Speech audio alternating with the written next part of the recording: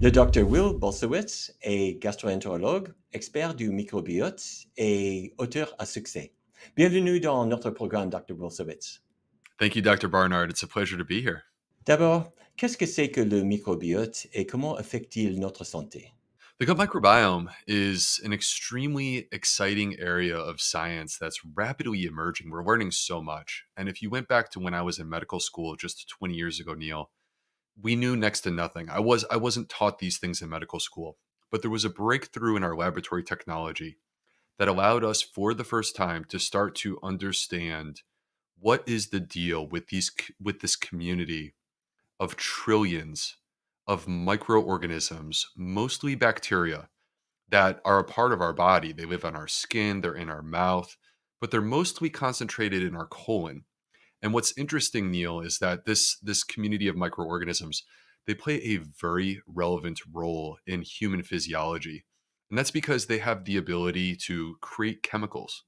So in a way, they're almost like a chemical factory. And these chemicals, they have an effect locally there within the digestive system, but they also get into the bloodstream, spread throughout the entire body. They affect the brain, the heart, the liver. You could name a part of the body. There are chemicals that get there from these microbes. So they're not a part of the human body.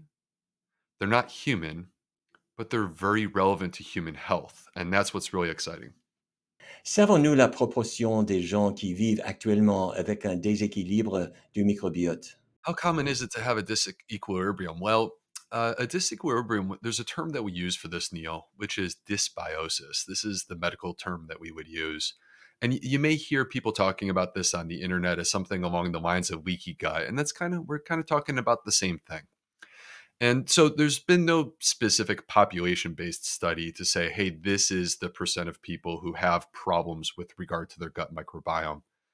But what we do know is this, that when we compare people who have different medical conditions, things like digestive conditions such as irritable bowel syndrome that affects 20% of the population, or metabolic conditions where we see that in the United States, 70% of people are overweight and 40% of people are obese, or immune related conditions like autoimmune conditions.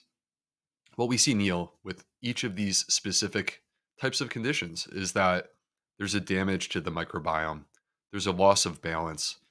What we mean by a loss of balance, disequilibrium, or dysbiosis, we're talking about the same thing, is that there are less of the good guy microbes that are there to protect you and support your health. And there are more of the microbes that can be problematic and many times will cause inflammation. And so that's the loss of balance that we're talking about. And it seems to be underpinning many of our most common epidemics that have been emerging in the last 100 years. So it seems like it's very common when you consider it within that context.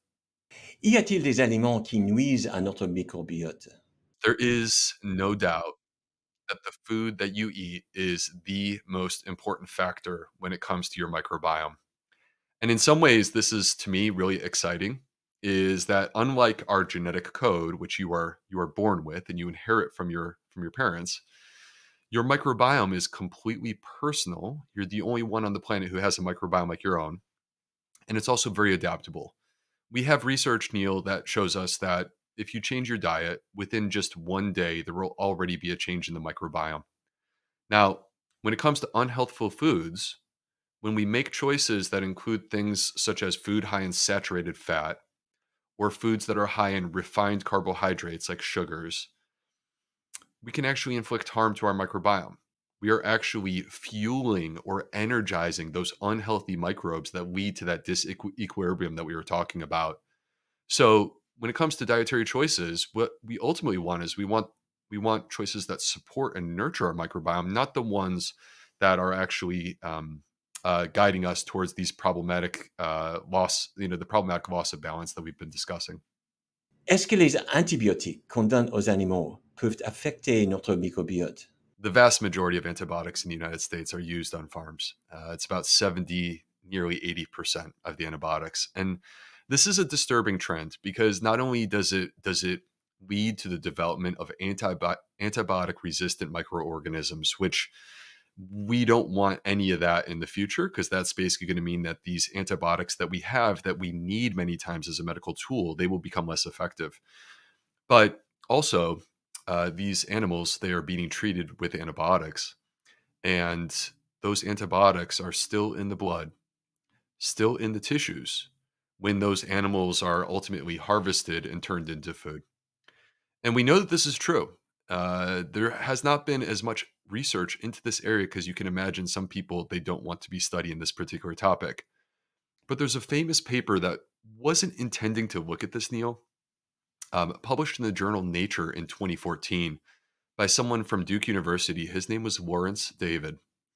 And what they did is they put people on a 5-day diet, 5 days of entirely plants, or 5 days of just animal products, meaning meat, dairy, and eggs. And during the 5 days on the animal products, there was a disturbing trend that they noticed. Again, this is just 5 days. And what they found was that there was a shift in the microbiome, not just towards inflammatory microbes, but while people were consuming an animal product-based diet, they actually started to develop antibiotic resistance during 5 days of consuming that diet. That to me is alarming, particularly when you put it within the context of where in the United States, the average person is currently consuming more than their body weight in meat on a yearly basis. Quels sont les meilleurs aliments pour un microbiote sain? I have been privately waiting for you to ask me this question, because it's my favorite question. The exciting thing about the microbiome is it's not all doom and gloom. It's actually a very forgiving organ. And all we have to do, quite simply, is feed it. Now, your intestines is about 25 feet long. So this is about 8 meters long. And the first 20 feet is where most digestion takes place, but there's no microbes. So for those first 7 meters, everything's getting digested. And then it's just in the last meter and a half, the last 5 feet, that these microbes, they are mostly concentrated there inside your large intestine, which is your colon. So in order to feed them, we need food sources that can actually survive all of that digestion and wiggle their way down and get down to that last part of the intestines, the colon, where these microbes live. And the foods that do this, they're fiber. Fiber is the main fuel source for our microbiome. Now, fiber is not hard to find. It's actually quite biochemically complex. I mean, we could have a biochemistry lesson on this topic. But when it comes to how to eat, the answer actually is rather simple and completely clear at this point, Neil, which is that we need fiber, and not just fiber, but fiber from a diverse mix of plant sources. So what we need to do if we want to support a healthy gut microbiome is eat plants, but not just eat plants. We need to eat plants from as many different plant varieties as possible. There was research done in the American Gut Project, where in that study they found that the healthiest people with the healthiest gut microbiomes were doing the same thing, eating at least 30 varieties of plants per week.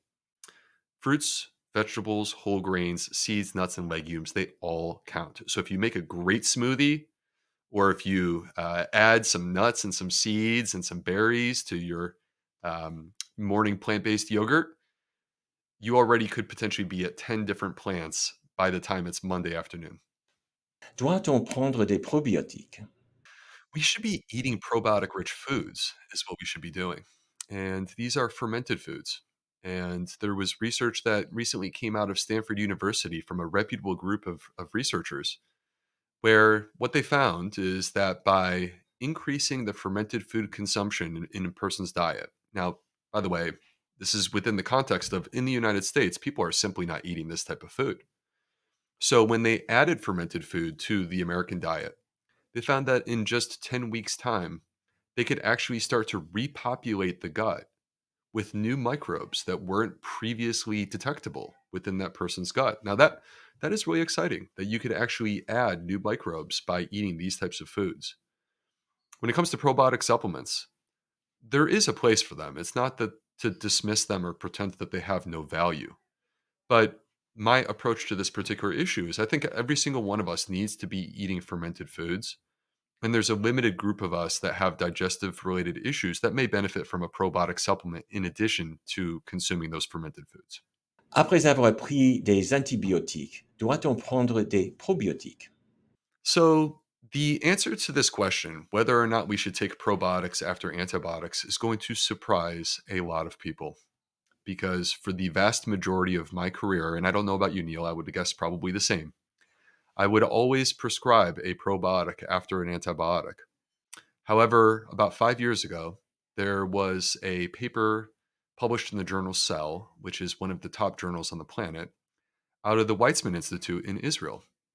And they meticulously studied this question and discovered that when they gave people a probiotic after antibiotics, their gut microbiome actually took longer to recover than if they received no probiotic at all. Now, this doesn't mean it's a bit complicated, Neil, because there are some people that I would recommend they take a probiotic after antibiotics. These are the people who have a history of Clostridioides difficile infections, C. diff, because there's a high risk of recurrence of that particular bug after antibiotics. So we want to protect them. But for the vast majority of people, they don't need to take probiotics after antibiotics. Souvent, les gens se plaignent des troubles gastro-intestinaux quand ils commencent à manger des légumineuses ou d'autres aliments riches en fibres. Que peut-on leur dire pour les encourager? Absolutely. First of all, beans, the reason why you have gas and perhaps some discomfort when you add more beans to your diet is that these are microbiome foods. They are rich in fiber, resistant starches, and polyphenols. All of these types of compounds are what fuel a healthy gut microbiome. But because they are so packed with the fiber and the resistant starches, for people who are not used to eating these foods, it can be a bit more challenging to the microbiome. The key is to be gentle when we start to add these in. So I have a saying that I like, which is start low and go slow. By starting low, you can start with an amount of the beans or the legumes that your body is able to handle. And then go slow means that as we start to escalate, we just gently start to increase.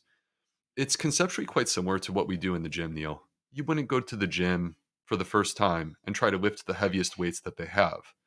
You would start with an amount that you actually can handle, and then you would start to increase over time. And one day you keep doing that, you're going to be able to lift those heavy weights. But you have to start where your body is able to handle. So this is the approach that I would typically take with legumes. Now, the other thing I will say is there are some alternative choices, things that you can do to help. You can soak your legumes overnight before cooking them. If they come in a can, you should really rinse them quite thoroughly. By rinsing them, you'll have to wash out some of the things that cause the gas and bloating. You can actually cook your legumes with kombu, which is a type of seaweed, and it helps to reduce the gas and bloating in many cases. And for some people, taking an alpha-galactosidase digestive enzyme supplement, just while you're getting used to it, that's something else that you could do, and it could help. Très intéressant. Dr. Will Bulsiewicz, merci. Thanks so much, Neil. It was a pleasure.